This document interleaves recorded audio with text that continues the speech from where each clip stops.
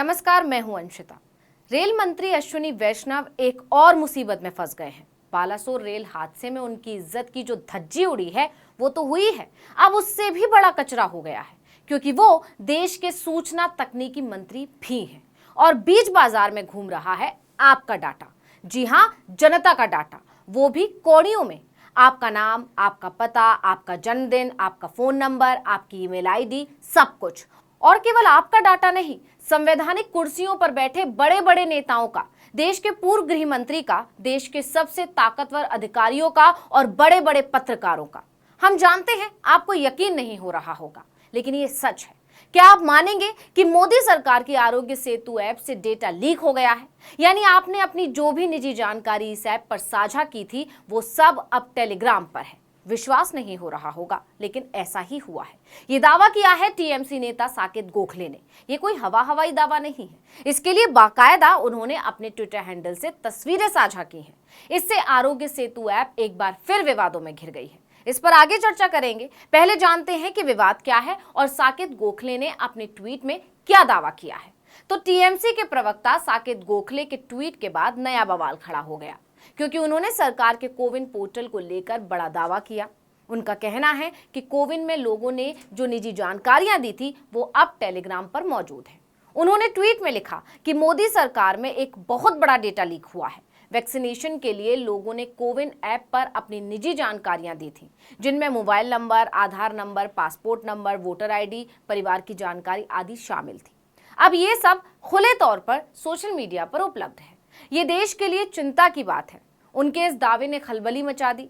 वहीं अपने ट्वीट के साथ उन्होंने 3 स्क्रीनशॉट भी साझा किए हैं। एक स्क्रीनशॉट में राज्यसभा के सांसद डेरेक ओब्रायन, पूर्व केंद्रीय मंत्री पी चिदम्बरम, कांग्रेस नेता जयराम रमेश और केसी वेणुगोपाल का भी नाम शामिल है।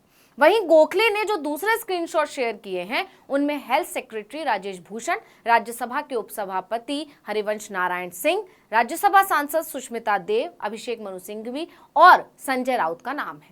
वहीं तीसरे में जर्नलिस्ट के नाम है। इंडिया टुडे के राजदीप सरदेसाई, मोजो स्टोरी की बरखा दत्त, द न्यूज मिनट के धन्य राजेंद्रन, टाइम्स नाउ के राहुल शिवशंकर आदि के नाम शामिल है। सिर्फ नाम ही नहीं है, उनके साथ आधार कार्ड का number, gender, date of birth, mobile number, vaccination का सेंटर, मतलब सारी जानकारी मौजूद है।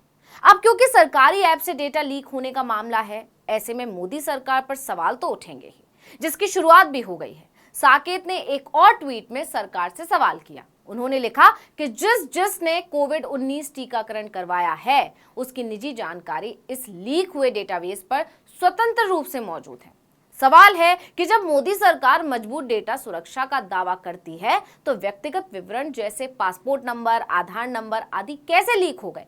मोदी सरकार के साथ ही गृह मंत्रालय को इस लीक की जानकारी क्यों नहीं है और भारतीयों को डेटा उल्लंघन के बारे में जानकारी क्यों नहीं दी गई है? मोदी सरकार ने आधार और पासपोर्ट नंबर जैसे भारतीयों के संवेदनशील निजी डेटा तक किसे पहुंचने दिया? डेटा कैसे लीक हुआ?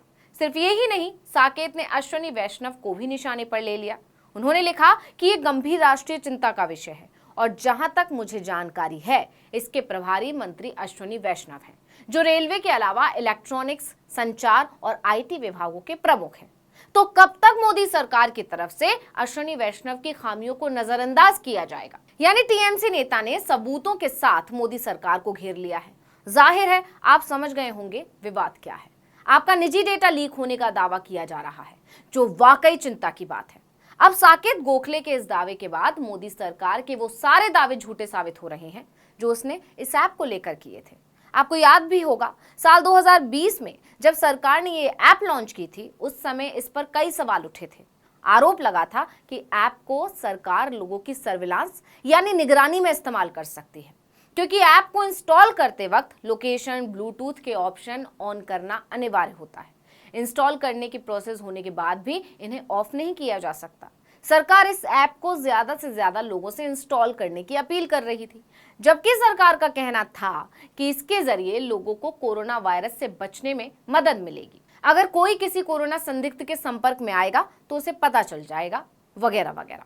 सिर्फ यही नहीं, 8 फरवरी 2023 को संसद में कोरोना से जुड़े एक मुद्दे पर कांग्रेस सांसद अमर सिंह ने केंद्र सरकार से पूछा था कि आरोग्य सेतु ऐप के जरिए जो डेटा इकट्ठा किया गया था उसका क्या हुआ और किन किन लोगों के पास इसका एक्सेस है। इस सवाल के जवाब में इलेक्ट्रॉनिक्स और आईटी राज्य मंत्री राजीव चंद्रशेखर ने बताया था कि साल 2020 में शुरू किए गए ऐप के कॉन्टैक्ट ट्रेसिंग फीचर को कोविड प्रोटोकॉल के प्रावधानों के तहत बंद कर दिया गया है। उन्होंने ये भी कहा था कि ऐप के जरिए 10 मई 2022 तक इकट्ठा किया गया जितना भी डेटा था उसे डिलीट कर दिया गया है। लेकिन अब साकेत गोखले के इस ट्वीट ने उन सभी सवालों को ताजा कर दिया है जो इस ऐप को लेकर उठते रहे हैं। शुरुआत से ही ये ऐप विवादों में घिरा रहा, लेकिन सरकार अपना काम करती रही। इस ऐप का प्रचार करने के लिए सरकार ने करोड़ों रुपया बहाया। आपको जानकर हैरानी होगी कि आरोग्य सेतु ऐप के प्रचार में केंद्र ने करीब 4 करोड़ 15 लाख रुपए खर्च किए थे। ये राशि सिर्फ 3.5 महीने के अंदर खर्च कर दी गई थी। ये आंकड़े सरकारी हैं। सूचना एवं प्रसार मंत्रालय के bureau of outreach and communication विभाग के आंकड़ों के मुताबिक 16 जुलाई 2020 तक इस ऐप के प्रचार प्रसार के लिए सरकार ने 4 करोड़ 15 लाख रुपए खर्च किए। इनमें से 94,67,000 रुपए प्रिंट मीडिया में विज्ञापन देने में खर्च किए गए।